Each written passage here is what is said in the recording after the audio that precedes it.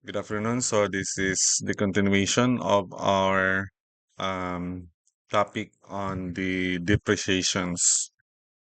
So we finished the straight line depreciation and then the double declining balance depreciation.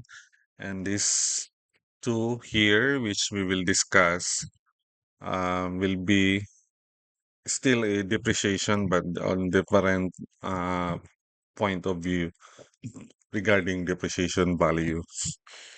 Okay, so this is gonna be short video, and after this, we will go back to the economic studies. Of course, this one is still economic studies, but we will go back with the present for the uh, other yung na topic natin from the first prelim. We'll go back to that and apply it to making economic decisions. So we just have to finish this one, and this will be short. So this is the unit of production depreciation. This is the third topic, subtopic for the depreciation. So the unit of production depreciation or UOP depreciation. So this one, the depreciation is based on the usage of equipment. So in our previous topics, the depreciation is based on the time. Okay. So as time goes by, the values depreciate. Okay. So, but this time, so yung sa time, let's say, treasures, yung mga alahas, ganun. So, mahirap kasi ano hindi kasi nag-depreciate siya physically. So, sometimes mga due to time ang ginagawang basis. Okay? But most of the time, ito yung ginagamit um, na depreciation in terms of mga equipments, gano'n. So, for example, cars, yung pagbebenta ng cars, pag yung pagde-determine ng value ng cars or the book value of cars, most of the time depende sa mileage na natakbo ng car. Okay? So, pag may bumili, let's say, nagbenta ka ng car, and then pag may bumili, normally they will not ask the how long nasa iyo yung car, ilang taon na yung car. They look on the mileage. So, let's say ilang kilometers na ba ang natakbo ng cars? Say 100,000 kilometers. So, ganon. They will base the price based on yung natakbo na ng cars. Okay? So, that's why this depreciation is based on the usage of equipment and not time. Okay? So, the depreciation for year or actually, this is in the book it says year T, but on any time as long as known mo yung usage ng equipment at any time, pwede yearly or ilang years na ba yan, basta given lang yung total usage ng or actual usage ng equipment. So ang relation niya is that the total depreciation is equal to the actual usage over the expected total lifetime usage. So merong mga equipment, merong mga lifetime usage yan. I don't know with the I don't know with the light bulb, di ba ang light bulb meron din yang ilang oras siya pwedeng magamit, ganun. Yung Apple merong battery cycle, ganun. So parang gano'n yung term ng expected total lifetime usage. Then, times the actual usage. Actually, this equation here, itong B minus S over expected total lifetime, para itong ito yung rate of depreciation. Okay? And then multiply it with the actual usage. So, ito lang ano natin, itong B is the first cost, right? The first cost. And then S is the salvage. Okay. So, and then you can get the total depreciation. So, wala nang factor ng time dito. Okay, only the usage. So, let's solve example. For example, a new mixer is expected to process 4 million cubic, mixer ng concrete. I don't know if this is car, um, basta mixer. Okay, a new mixer is expected to process 4 million cubic of concrete over a 10-year lifetime. So, although given itong 10-year dito, but it doesn't matter anymore. Okay? Kasi meron ng expected na ang kaya niya, kahit hindi maabot ang 10 years, pag maubos niya itong 4 million cubic meter, then it could be wala na siyang, mayroon pa siyang salvage value, but the end of life na siya. Okay? So, determine the depreciation when ito ang na-process niya 400,000, 'di ba? 4 million ang capacity niya, lifetime capacity niya. So what if na gamit na siya ng 400 nakagamit na ng 400,000 cubic meter na process. So the cost of mixer is this is the first cost 175,000 and with no expected salvage value. Okay? So, if we compute the rate, yung rate natin is, ano yung rate? Yung kanina, rate is the B minus S over expected total lifetime. Or we can, pwede na siguro natin diretso na lang natin calculate. Kasi ang tanong, determine the depreciation when 400 cubic meter is processed. So the total depreciation here is equal to the 400,000 times yun na nga, yung rate natin. Okay? So B minus S, we have B minus S. Ang B natin is 175,000 minus no expected salvage value, so that is 0 over the expected total lifetime. So this is 4 million. Yan. Okay. So the total depreciation given 400,000 is equal to 17,500.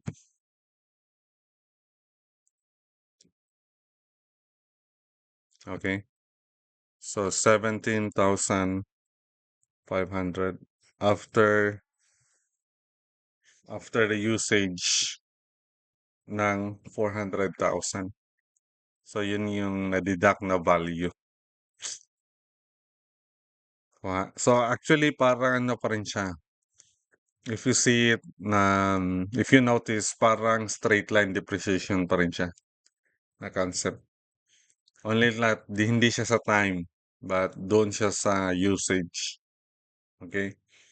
So straight line depreciation pa rin siya na concept. For example, another example here. So the same logistic company wants to calculate the salvage value of their Toyota. Actually, ito yung sa na-mention natin sa last example natin sa straight line depreciation. Sa double declining balance. So the logistic company who have who bought the Toyota Hilux. So the same logistic company wants to calculate the salvage value of their Toyota Hilux based on the actual usage. So ang ang actual usage ng Hilux nila is 50,000 kilometers driven. So as this better reflects the wear and tear on the vehicle. Yun na nga, na-mention ko kanina, how we evaluate cars normally not on the time or the age of the car since it was manufactured, but it is on how they were used. Okay, because there are cars na even from the eh, produced last uh, long time ago pero hindi naman nagagamit, ganun, 'di ba? So, doon pa rin yung integrity ng car kahit long time na siya na manufacture pero hindi naman nagagamit. Okay? So, so as this better reflects, so this one is the better reflection on the wear and tear of the vehicle compared to time-based method. Yung time-based method yun yung straight line at saka uh, double declining balance method. Okay. So the asset cost is 1.5 million. The salvage value is 200,000. So this time, the estimated useful life in cars is 200,000 kilometers. Okay. So the it could be disposed after 200,000 kilometers. Okay. So the question is, what is now the salvage value? So to determine the salvage value, then we need to compute the depreciation first. Okay. So the depreciation after 50,000 kilometers of run is equal to 50,000, okay, multiplied by the rate. Ano yung rate? That is the first cost is 1.5 minus the salvage value over the total mileage. Okay, we're talking about mileage sa car is 200,000. So the depreciation, actually I haven't calculated this one, so let me calculate.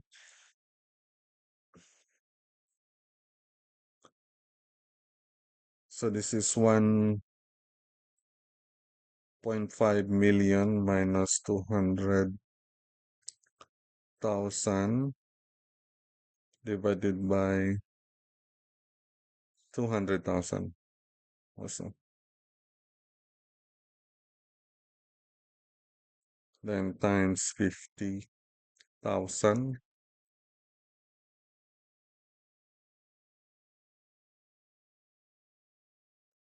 So this is 325. Ano na kung tama ba yung calculation ko? This one is 325. Oh, that is not yet the question. But this is the depreciation, so delete that one. So the book value will be the first cost. This is 1,500,000 minus the depreciation of 325,000. So 1,500,000 minus, I'm sorry, this is 1,175,000.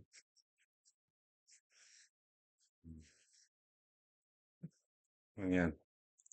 So, yun na yung book value after running 50,000 kilometers.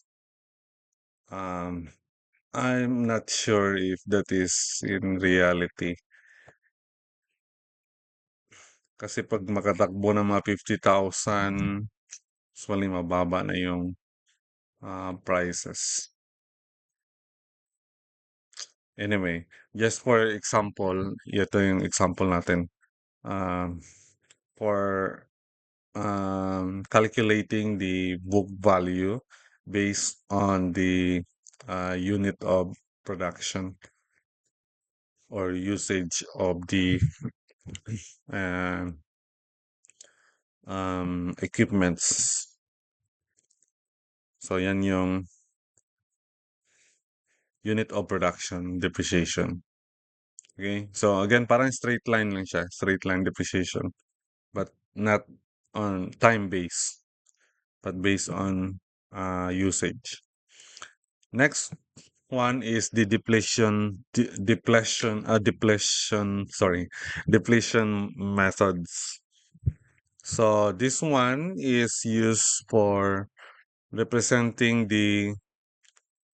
just represent the decreasing value.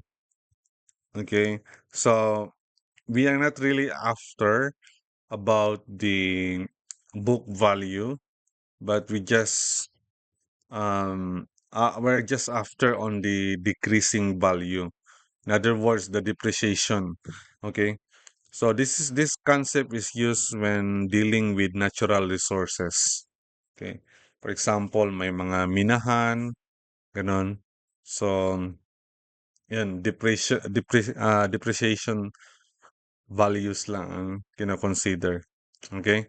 So, may dalawang methods ito. It could be cost depletion and percentage depletion. So, we'll just deal with the cost depletion. For the percentage, that's too deep. Ano na, may mga table na for this one and I don't want to go deeper on that one. So, hanggang cost depletion lang tayo. So, cost depletion, this is based on the activity to remove a natural resources. So, ito yung i-solve muna natin yung factor CD, first cost over the resource capacity. Okay? Actually, ito, mayroong time dito. Okay? So, but we can neglect that time. Okay? So, ito, um, factor, factor lang tayo. Kunin natin yung factor. Pwede nang wala na itong subscript na, sorry, ang time. So, the total depletion cannot exceed the first cost of the resources. So, let's solve this example. So, for example, a mine is for a mine purchased for sorry, nawala yung ano. Wait,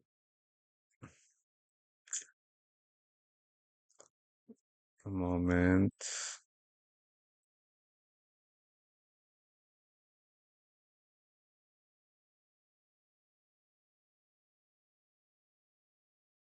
A moment, kasi nawawala itong ano.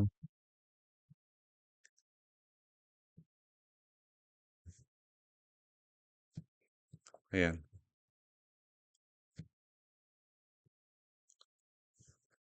Samok ng Windows ba? Nag-sleep siya. Okay. So, a mine is uh, purchased for $3.5 million, has a total expected yield of 1 million ounce of gold. Okay. So, estimate lang yun na 1 million ounces of, silver. Now, determine the depletion charge in year 4 when 300,000. So, it doesn't matter na yung year 4 sa calculation natin. But maybe they are just concerned na after year 4, ito na yung nakuha na silver. So, 300,000. Ang capacity niya is estimated at 3.5 million. So, determine the depletion charge in year 4 when the 300,000 ounce are mined and sold for 30 pounds using a cost depletion. Okay? So, in here, ang CD natin, actually, this CD, ito yung factor na sinasabi natin, di ba? Okay. Let me Move this one. Sorry.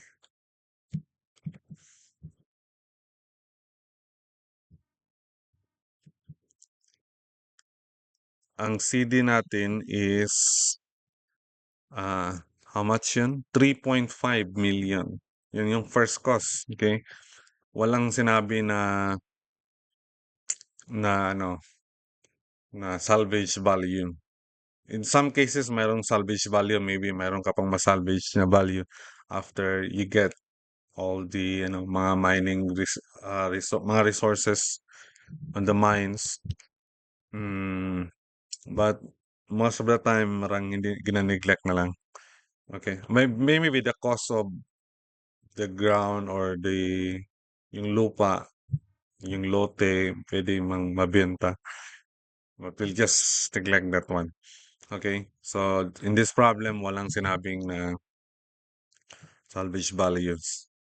So, the CD or sorry, ito yung factor. Our factor will be the first cost of 3.5 million in terms of dollars, okay?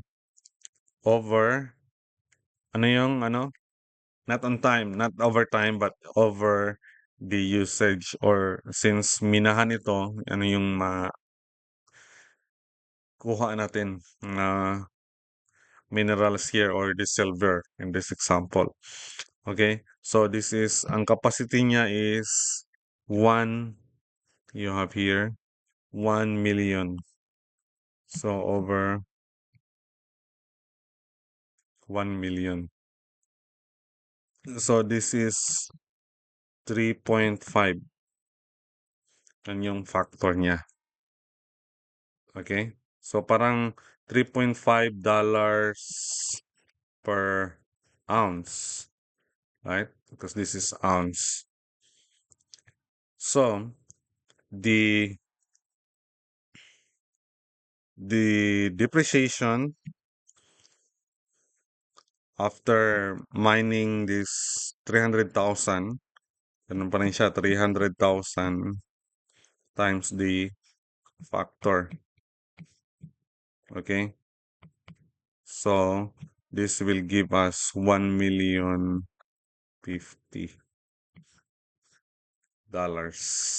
Okay? So yan yung depreciation after mining 300,000. So yun siya, walang time, but although in the example nag-solve siya nagano siya ng time, but doesn't matter. Okay? What we are after is yung total na mina on this location. Okay, let's have another example. So example, a nickel corporation acquires a mining site in the rich nickel region of Surigao del Norte. Okay. I think merong nickel mines dyan. So the company will use the cost depletion to account for the consumption of this natural resource. So what is the accumulated depletion after? So ito, accumulated depletion lang. So, kasi we do not really know ano yung exact na nandoon. Okay, we just estimate. So, ang atin lang is based sa nakuha nila, ano yung possible value na nabawas on that location. Okay? So, after extracting 800,000 metric tons of nickels. So, the cost of the right acquisition, so these are the first cost. Ito yung cost. So, we have the mineral rights acquisition. Yan ay, we have to pay that to the government, 150 million. And then, exploration and development costs. Okay, gawa ka ng mga, you know, yung mga pang-explore na mga equipments, and then mga machineries, then mga buildings diyan, structures. So it costs 400 million. Then we have the restoration cost. So maybe, you have to promise that after mo makamina ka diyan, you have to, restore the area. Huwag mo lang iiwan na ano, okay? Well, ideally that should be. Pero maraming mga minahan na hindi wala nang restoration, wala nang concern sa restoration. Okay. So, estimated salvage value. So, this one, meron pang salvage value of 20 million. Okay. So, the total estimated recoverable nickel is 10 million metric tons. So, estimate lang yan na possible na makuha dyan is 10 million metric tons. So, and then, so what is now the total depreciation after extracting 800,000 metric tons? Okay. So actually we can write here directly the total depreciation will be equal to 800,000 yung na-extract natin times yung factor. Okay? Ano yung factor? Yung the first cost over the estimated amount ng nickel na makuha natin. So ano yung first cost? Actually ito siya kasali siya sa first cost. Yan. Okay? But meron tayong salvage value, so mag-minus tayo ng salvage value. Okay. So ang first cost natin is 150 million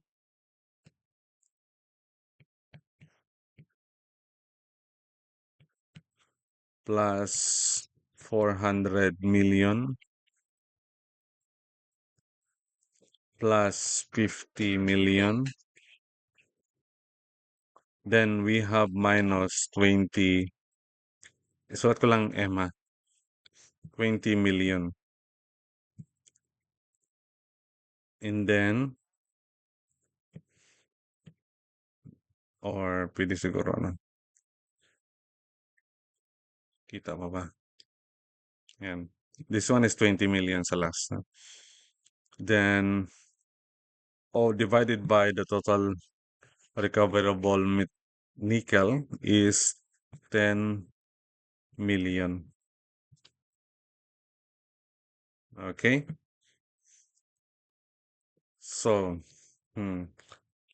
kalimutan ko pala i-calculate ito. So, 150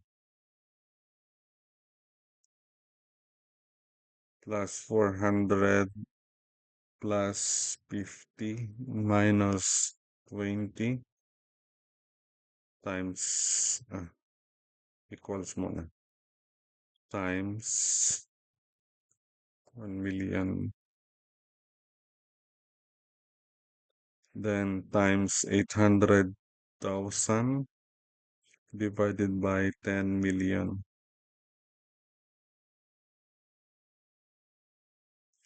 So the total depreciation ngayon is 46 million 400.